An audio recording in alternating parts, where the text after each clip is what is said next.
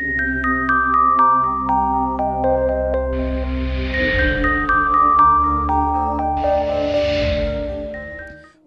et bienvenue dans le village de Montandré, au-dessus de Hermillon. Vous allez assister à un exercice militaire, alors accrochez-vous et laissez place aux mitraillettes.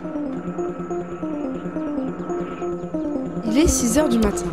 Alors que la majorité de la population de Saint-Jean-de-Maurienne est encore endormie, une odeur de poudre et un ronronnement de gazelle ont tout de même réussi à réveiller l'équipe de Maurienne TV. Improvisés en reporters de guerre, nous avons suivi les militaires à travers les fourrés et les différentes bâtisses du village de Montandré.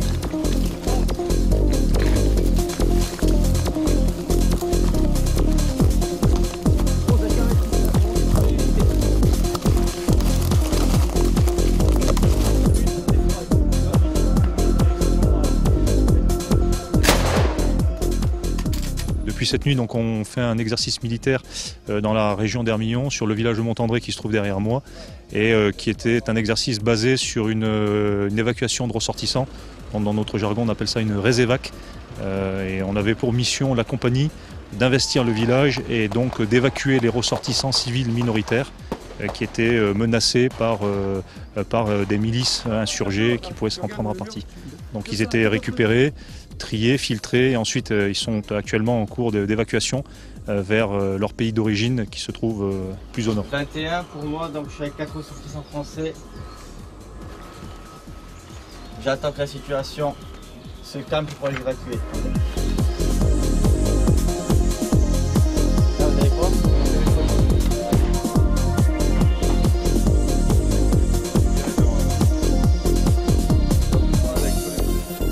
Lors de cette aventure, nous avons rencontré le père Yann Fuccio, aumônier du 13e bataillon. Appelé aussi le padré, il est le confident de ces chasseurs alpins et permet de garder le moral au beau fixe. Alors j'ai accompagné aujourd'hui pendant 2 jours les militaires au cours de cette opération pour tout simplement partager un peu leur mission, pour connaître un peu l'état d'esprit, le contexte dans lequel ils peuvent vivre aussi en opération extérieure et à l'occasion d'exercices comme celui-ci. C'est l'occasion pour moi de les découvrir un peu plus particulièrement, aussi dans la difficulté, en bivouac, à l'occasion des terrains comme celui-ci, et de me connaître, d'être connu un peu plus auprès des militaires pour être plus à leur service encore. Les Français sont nos amis, on peut partir avec les Français, nous.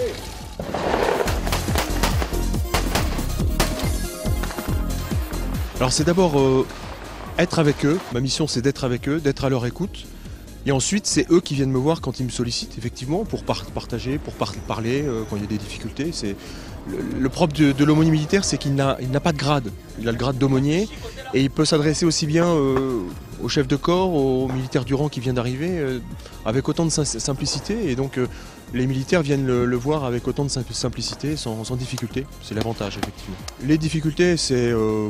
il n'y a pas énormément de difficultés parce qu'ils sont toujours très bienveillants, ils sont toujours à l'écoute. Et pour que je puisse moi aussi être à l'écoute des militaires, j'ai été surpris hier par exemple, on a été visiter la petite chapelle, on a eu une demi-heure pour aller visiter la magnifique petite chapelle Notre-Dame qui est ici. J'ai quand même réussi à en emmener 8 grâce au village de Saint-Jean-de-Maurienne, d'Hermillon en dessous, on a pu avoir les clés et donc découvrir ce magnifique petit joyau baroque.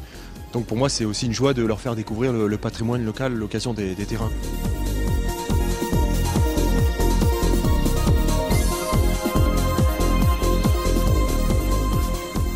Label 2, c'est le nom de la compagnie. C'est un petit, ça fait référence donc à ces combats qu'elle a menés dans l'Arkman Wiederkoft pendant la guerre de 14-18 et aussi pendant la guerre de 40. Donc elle a eu une citation à l'ordre de l'armée dans laquelle elle était nommée Label 2, donc c'est devenu une tradition. C'est pour ça qu'on l'appelle Label 2, sinon c'est la 2e compagnie de combat du 13e BCA.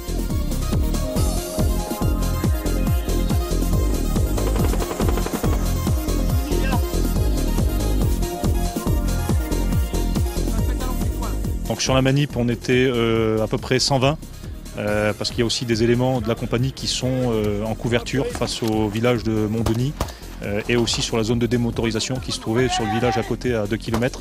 de Greny. Par là, on est arrivé. Alors, le principe tactique qui a été mis en œuvre pour cette mission, ça a été de mettre en place un outer cordon, donc ce sont les procédés un petit peu autant, c'est-à-dire un cordon extérieur pour sécuriser les abords lointains du village, puis à l'intérieur un cordon immédiat pour sécuriser les abords accessibles et immédiats du village.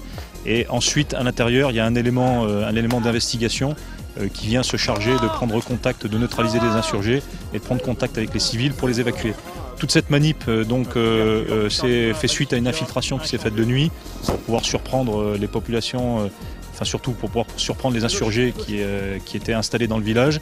Et c'est fait avec l'appui des hélicoptères qui sont à notre profit, soit pour faire du renseignement. Donc là, il y avait 2 hélicoptères légers, donc 2 gazelles.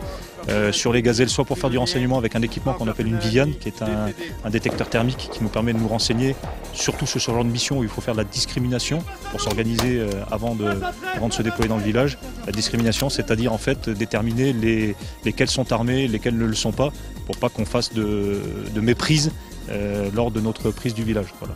Donc il y a un hélicoptère qui était équipé en identification avec sa caméra Viviane et un autre qui est une gazelle canon qui lui fait de l'appui au sol avec un canon de 20 mm en sabord.